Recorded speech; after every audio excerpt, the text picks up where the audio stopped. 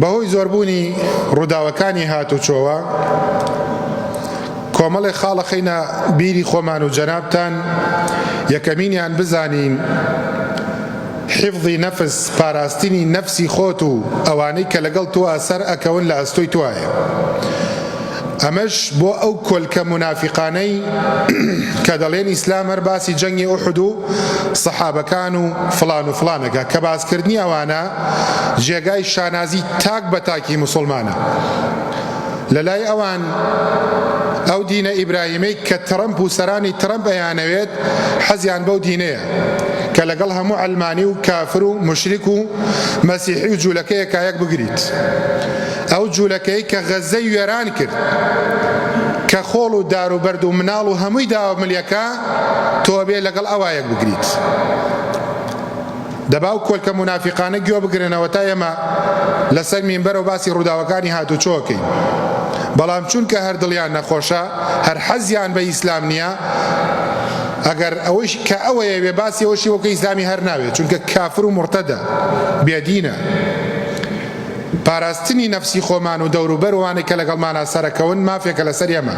خوای گەورە فەرمێت لە ئاەتی 195 سورەتی بەقەرە ولا تلقوا بأيديكم إلى التهلكة بەدەستی خۆتان مەخەنە ناڕەحەتیەوە. سیارەیەکت پێ سەریع مەڕۆ. زانایانە فەرموون حادیثە و ڕووداوەکانی هاتوچۆ نەتیجە و سەرئەنجامی ئیهمال بوونە.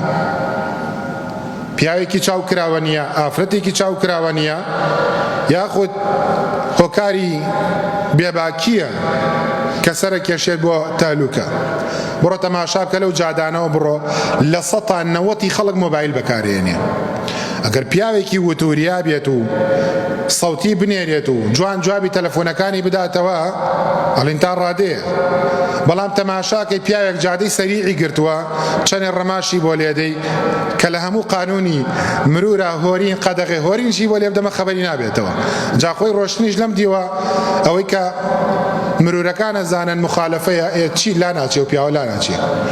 لە هەموو وڵاتانە ئیسعاف کە بێت خەڵ جادەی بۆ چۆڵەکات 100 جار بە چاوی خۆم بینیمە کابرام لە جوڕگەی لەگەڵاکە بابە نەخۆشی پێیە جادەکەی بۆ چۆڵ بکە، نەخۆشی خەتەرناکی پێیە، ترسناکی پێیە. تاکێک ئاوا تێبگا لە کۆمەلگاکەی بڵێ وەڵا نایڵم ئیسعاف پێشم کەوی تر تۆ چی دڵێک و بەم ئینسانە خۆشە. کەواتە خۆت و ماڵ و مناڵی خۆت و کۆمەڵێک برادەری دەرئەچیت پاراستنی نەفسی خۆت و ئەوانەی چکە لەگەڵ تا سەرکەوتو لە ئەستۆی توایە.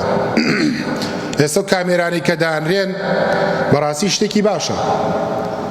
لەگەڵەوەشا کۆمەڵێک بێڕەقەم کۆمەڵێک خەڵکانێک کە پیاوی حزبەکان و مەسئولەکانن حساب بۆ جادەکان ناکەن ئینا خەڵکە ئاسایەکەی ئەوەی کە ڕەش و ڕووتە ئەوەی کە بێت ئاگداری گیرفانی خۆی بێتاوەکو زەرەر نەیەنێ بۆ ئێمەمانان باشە بەڵام بۆ ئەوان جادە فریە.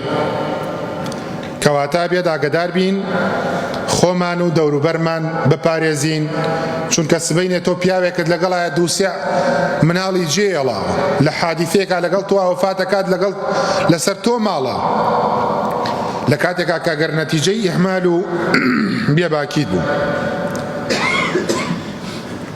تۆمینیان بزانیت تۆ مەسئولیت بەرپرسیاریت دەبێت سەبەب بگریتە بەر خۆت بپارێزیت ئەوانەی لەگەڵتان بیان پارێزیت بە تایبەتی ئەمە و کەسانی کەوە مادەی کوحولەک خۆن یان مخەدەرە خۆن خۆیان مەشغوڵ دەکەن بە مۆبایلەوە خۆیان مەشغوڵ دەکەن پیاوێکی تۆڕێ بە تەلەفۆنەوە ئەوە ئاگداریە بێەوە بیت سەبەب بگریتە بەر لە ماڵ دەرچووی خۆت ببەسیتەوە تەماشای بەنزینی سیارەکە بکەی تەماشای تونوتۆڵی سیارەکە بکەی.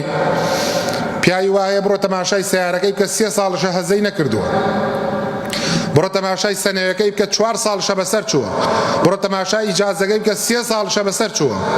ئەمە پێڵێن ئینسانێکی کەم تەرخەم ئینسانێکی ئیهمال ئینسان نابیاوا بێت نەیەڵێت ئیشی ئەمڕۆ بەسەریا بکەوێت چونکە بەیانیش کاری خۆیەیە. لە هەموو وڵاتانە ئەوانەی کەوا مادەی کوحوولە کێشن ئەی خۆنەوە مەشروبە خۆن نابێت سیارە لێ بخڕن. تەماشاکەی کابرا ئەچێتە دەرەوە خۆی سەرخۆشە کات و دواییش سیارە لێ خوڕێ، ئەنجا دواییش کە تووشی ڕووداوێکە بێڵن کاکە قەدەری خوایە. قەدەری خوای چییە؟ کابرا بێدینە، کابرا موسڵمان نییە، یەک تەنەکەی عەرەقی خواردووەتەوە، خۆی سەرخۆش کردووە. ئیبن ئەبی دونیا دەڵێ خەڵکانێکم بینی لە بەغا سەرخۆش بوون، دوو لە ڕووی جەنابسان سەگ میزی پیا کردن، دانن ڕەحمەتتان لێ بێم ئاوە گەرمە چیە پیامان ناکەن، چون ئینسان کە سەرخۆش بوو ئاگای لە خۆی نامێنێ. کەواتە تۆ مەسئولی، كلكم راع وكلكم مسؤول عن رعيته. چەند نەفەر و لەگەڵایە لەسەر خۆتە ڕۆی ئاگدار بە. ئەگەر تۆ هەر پیاوێکی لەو پیاوانەی کە خۆ سەرخۆشەکەی لە سوچێکا بۆ خۆت سەرخۆشەکەی لە شوێنێکا سەرخۆشەکەی سیارە لێ مەخوڕە. زۆر خەڵکم بینیوە و گوێشم لە زۆر خەڵک گرتووە دەڵێ مودەی 10 ساڵە خێزانی ئەم پیاوەم سەرخۆشە، هەموو شەوێ سەرخۆش، هەموو شەوێ. ئەڵێ دوکانی هەیە کە ئێوارانە گەڕێتەوە کۆمەڵێک مەشروبات و فلان و فلان ئەکرێت و لە ماڵەوە قوزەڵ قورد ئەکات و ئەڵێ سەرخۆشە. ئەڵێ دەمە بەیان هۆشی تێ دەڵێ ئێوارە چیمانەیە. حتا ڕۆژێک دانەیە کەوی کە چەند جا لەسەر مینبەرە باسم کردی مامۆسا و ڕۆژێک کە گوازرامەوە سەرخۆش بوو، ئەو ڕۆژەی کە من بە ڕووداوی هاتچۆ هەر سەرخۆش بوو. ئێمە شتم لەوە لاتر بڕۆ. وەڵای مامۆسا نابێ قسەی پێ بڵێیت و 10 ساڵ پیاوێک سەرخۆش بێت، هەر کەسێ بە عەرەقەوە بمرێت حسابی بتپەرستی بۆ کرێ، ئیتر کۆمەڵی خەڵکی ناخۆشە. حتا لە شوێنێک باسی مەشروب ماکرد کابرایەک یەک سەلێ فیشەکی ناوە مسەماعی مزگەوتەکانەوە تێ مەلا چۆن نەبێ باسی بکە، تر دوای تاوەرە شکاتی لێ بکەوتم هەر وازی لێ بێنن. مەبەستم چییە؟ تۆ کە سیارە لێ خوڕێبێت خۆت و ئەوانەی دەوروبەرشت بپارێزیت و مەسئولیت ئەمام الله لە ڕۆژی قیامەتە. ئەو کەسەی کە بە عەمدی کەسێکش بکوژێ ئەبێ 2 مانگ لەسەرێک بەڕۆژ بێ. ئەی تۆ چەند کەس لە سیارەکەتە کۆتاییان پێ هاتووە؟